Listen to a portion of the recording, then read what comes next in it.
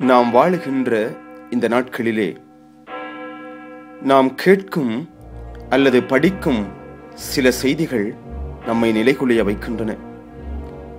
அவற்றுள் முக்கியமாக இவ்வாண்டு மார்கழி மாதம் 21ஆம் தேதி உலகம் அழியப் போகிறது என்னும் செய்தி நம்மில் பலரிடையே பாதிப்பை ஏற்படுத்துகிறது. விஞ்ஞான ஆய்வுகளும் அறிவியல் தேடல்களும் பல விடயங்களை முன்வைத்து உலகில் நடக்கப் போகும் மாற்றங்களாக அவற்றை எடுத்து காட்டுகின்றன.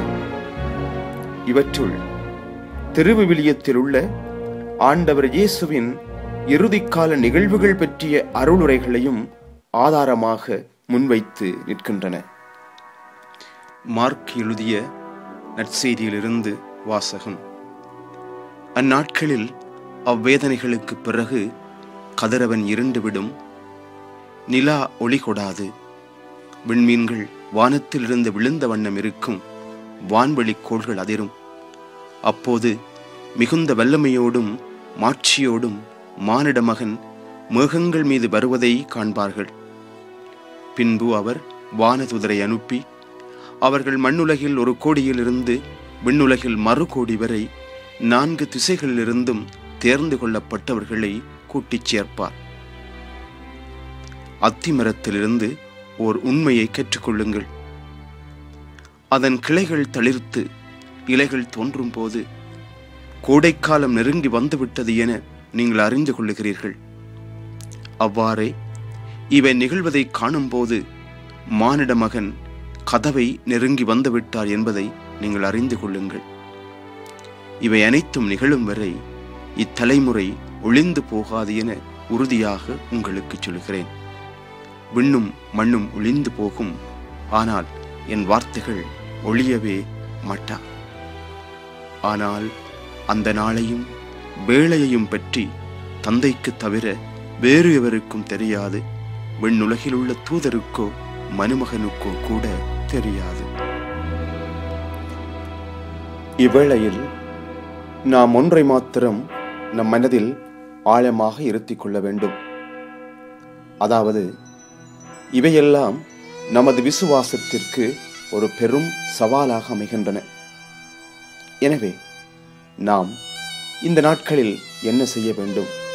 இதை பற்றி பவுலடியார் எபேசியருக்கு எழுதிய திருமுகத்திலே பிரிவு 6, 10 தொடக்கம் 18 வரையிலான இறை வார்த்தைகளிலே இவ்வாறு சொல்லுகிறார். இறுதியாக நீங்கள் ஆண்டவரோடு இணைந்து அவர் தரும் வலிமையாலும் ஆற்றலாலும் வலுவூட்டப் பெறுங்கள். அலகையின் ஏமாற்று வழிகளை எதிர்த்து நிற்கும் வலிமை பெறும்படி கடவுள் அருளும் எல்லா படைக்கலங்களையும் அணிந்து கொள்ளுங்கள். ஏனென்றால் நாம் மனிதர்களோடு மட்டும் போராடுவதில்லை. ஆட்சி புரிவோர், அதிகாரம் செலுத்துவோர், இருள் நிறைந்த இவ்வுலகின் மீது ஆற்றலுடையோர், வான்வெளியில் உள்ள தீயாவிகள் ஆகியவற்றோடும் போராடுகிறோம். எனவே பொல்லாத நாள் வரும்போது எதிர்த்து நின்று அனைத்தின் மீதும் வெற்றி பெற்று நிலைத்து நிற்க வல்லமை பெறும்படி கடவுள் அருளும் எல்லா படைக்கலன்களையும் எடுத்துக் கொள்ளுங்கள். ஆகையால் உண்மையை இடைக்கச்சையாக கட்டிக்கொண்டு நீதியை மார்பு கவசமாக அணிந்து நில்லுங்கள். அமைதி அருளும் நற்செய்தியை அறிவிப்பதற்கான ஆயத்த நிலையை உங்கள் காலில் மிதியடிகளாக போட்டுக் கொள்ளுங்கள். என் நிலையிலும் நம்பிக்கை என்னும் கேடயத்தை பிடித்துக் கொள்ளுங்கள். அதை கொண்டு தீயோனின் தீக்கணைகளையெல்லாம் இணைத்துவிட முடியும். மீட்பை தலைச்சீராவாகவும் கடவுளின் வார்த்தையை தூய ஆவியருளும் போர்வாளாகவும் எடுத்துக் கொள்ளுங்கள். இறுதியாக எல்லா வேண்டல்களையும் மன்றாட்டுக்களையும் இறைவனிடம் எழுப்புங்கள். எப்போதும் தூயாவியின் துணை கொண்டு வேண்டுதல் செய்யுங்கள். இதில் உறுதியாய் நிலைத்திருந்து விழிப்பாயிருங்கள். இறை மக்கள் அனைவருக்காகவும் மன்றாடுங்கள். எனவே இந்த நாட்களிலே நாம் விழிப்பாக இருக்க வேண்டும். பாவத்தின் மட்டில் இந்த உலகத்தினுடைய தீய போக்குகள் மட்டில் நாம் விழிப்பாக இருக்க வேண்டும். இரண்டாவது, இறை வார்த்தையில் வேரூன்றிய வாழ்வு வாழ வேண்டும். மூன்றாவது, இந்நாட்களில் ஆழமான செபமும் அர்த்தமுள்ள தவமும் முக்கியமாக இருக்கின்றன. இறுதியாக, வீண் அச்சங்கள், வீண் பயங்கள் இவற்றையெல்லாம் தவிர்த்து இறை விசுவாசத்தோடு வாழ வேண்டும். இவையே இன்று நமக்கு கிடைக்கின்ற மாபெரும் செய்திகளாகும். இப்பொழுது சில நிமிட நேரம் ஜெபிப்போம். குறிப்பாக நம்முடைய அன்பு தாயாக இருக்கின்ற அன்னை மரியாளை நோக்கி ஜெபிப்போம். எங்கள் அன்பு தாயே, சிலுவை அடியில் எங்கள் மீட்பராகிய இயேசு கிறிஸ்து உம்மை உமக்கு தாயாக கொடுத்தாரே. மனித வாழ்க்கையினுடைய போராட்டங்கள் அறிந்த காலகட்டத்திலே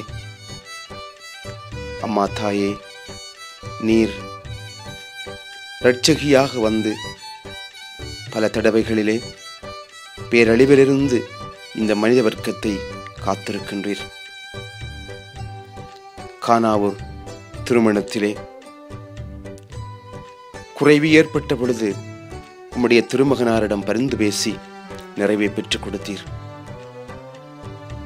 அம்மா தாயே, பயமும் வேதனையும் ஏக்கமும் நிறைந்த இந்த காலகட்டத்திலே என்ன செய்வது, ஏது செய்வது என்று தெரியாத ஒரு நிலையிலே வாழ்ந்து கொண்டிருக்கிற எமக்கு நீர் வழிகாட்டியாக வாரும். ஆண்டவரே, உம்மை நோக்கி நாங்கள் இந்த மன்றாட்டை எழுப்புகிறோம் என்று உம்முடைய திருமகனை நோக்கி நாங்கள் மன்றாடுகிற பொழுது, அம்மா, உம்முடைய திருமகனிடம் எங்களுக்காக பறந்து பேசும்.